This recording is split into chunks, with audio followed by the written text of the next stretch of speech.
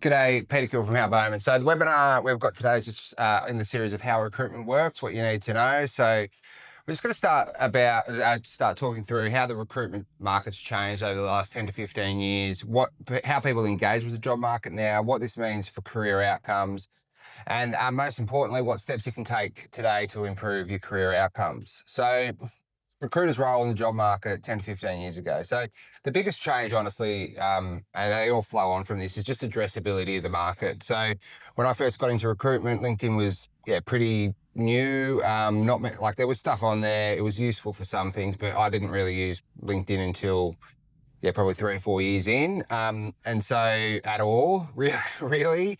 And so the way that you found candidates, the way that you found clients really was calling through your, the business that you work for's database. And with clients, you probably look at ads and then try and figure out who's the hiring manager there. But like the phone call would be literally to reception saying I need to speak with the finance manager or the partner or whatever.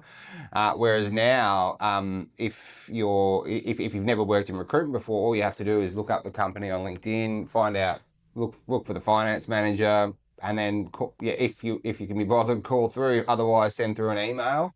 So it's quite easy to get pieces of information to people. And the same goes for candidates. The way that you'd get a candidate would be as a result of maybe putting up a job ad. Like the applications were definitely higher back in the glory days. But like where you really got your candidates was referrals. And so as a result, because it was harder to get these relationships, your knowledge or the expectation of what you know about businesses, hiring managers and teams was significantly greater than it is today. Like if you were recruiting a role, I would never have sent a CV to anyone really without having met the business first, back when I first started, and usually it would involve a 20 to 30 minute phone call with the hiring manager to demonstrate your capability, to know what you're actually talking about. And then they would agree for you to meet them. And then you'd probably meet the hiring manager and somebody else within that team. And then you'd ask lots of questions about the team structure, the career development, all that sort of stuff. And so you'd have really detailed information on what the job was and who it would benefit. Whereas now it's not really like that. It is much more superficial. It's less likely that a hiring business would have met the recruiter. And the same goes for the candidate on this. It's because when you first speak with a candidate, if they've been referred to you, you naturally want to do a better job for them, just because better job's probably the wrong word, but you do want to do the right thing by them because they've been referred to you by somebody. Somebody's gone out and put their name and against recommending you, and so you'll have that initial phone call, which will probably be 15 to 20 minutes, and then you'd meet the candidate, and that'd be an hour, and then you probably speak to the candidate 10 or 15 times between when you first speak with them and placing them.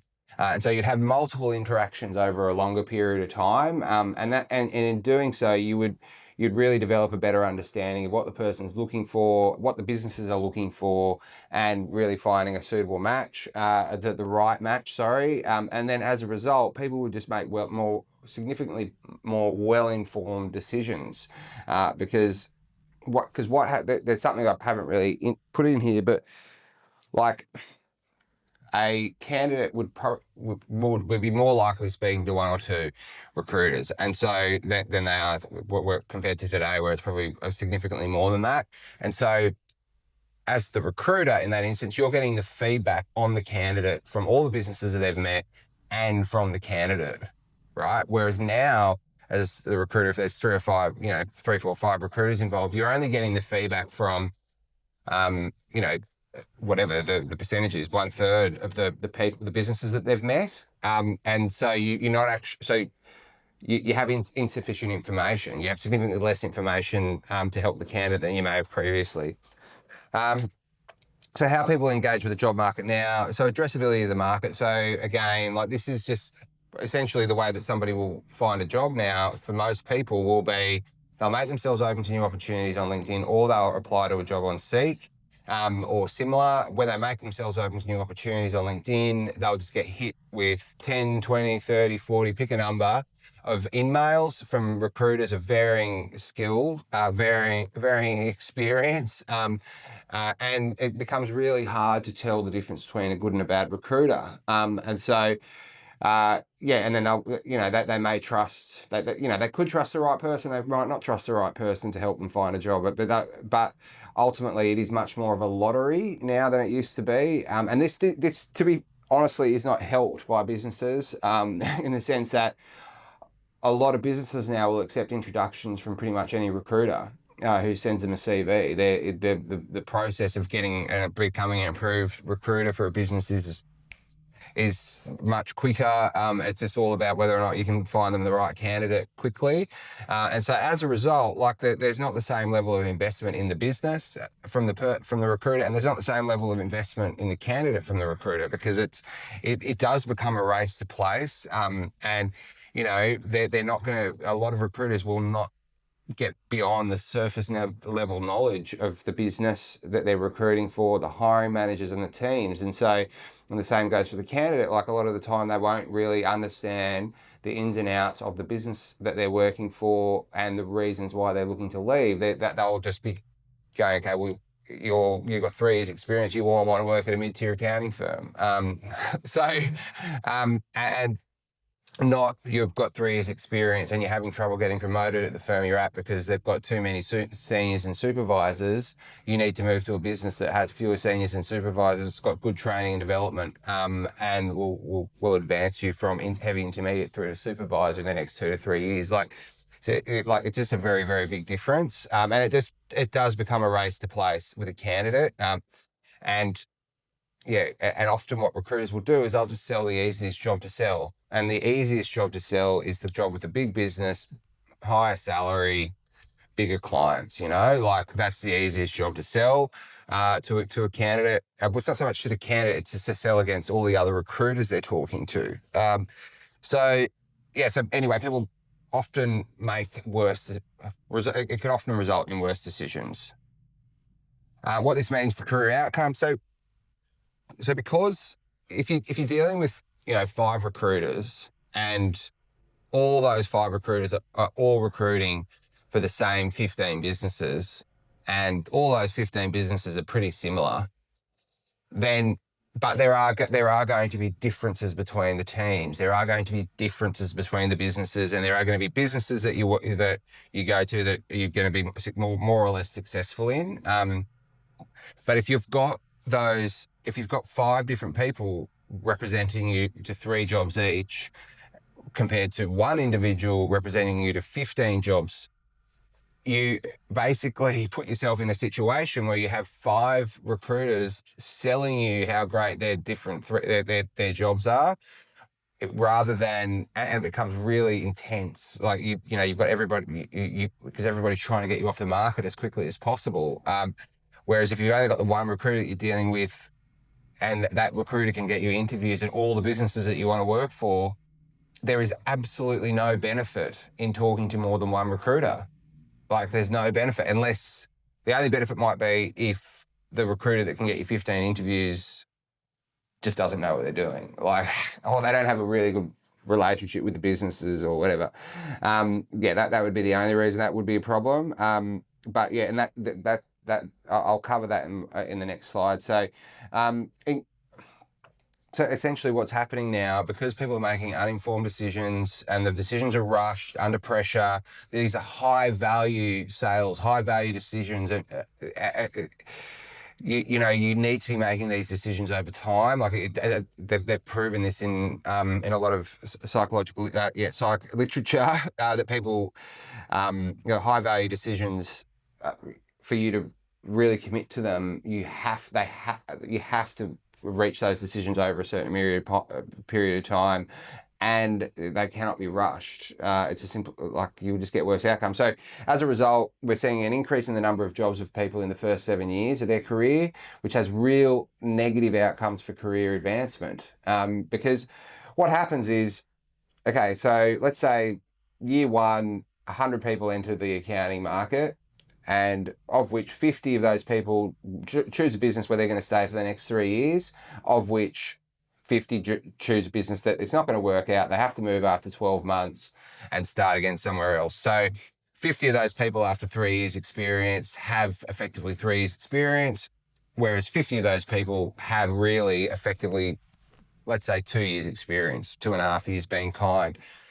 Then year two, another group of people enter 100 people enter the market, and so on and so forth, and they distribute in the same ways. What happens with the people that have changed jobs multiple times in the first 7 years is they get stuck at this level of senior accountant, heavy intermediate senior accountant. They get really good at doing a job, but they don't really progress beyond senior accountant, because the people that have stayed in the same business for 3 years or move for the right reasons, they are just overtaking the people that are changing jobs every 12 to 18 months. And as a result, those people that make the right career choices will get to manager within 7 years, and those people that make the wrong career choices will probably get stuck as a senior for most of their life. Basically, they might become an experienced senior supervisor that can perform all the that can do all the work of a manager, but they just don't get paid as well because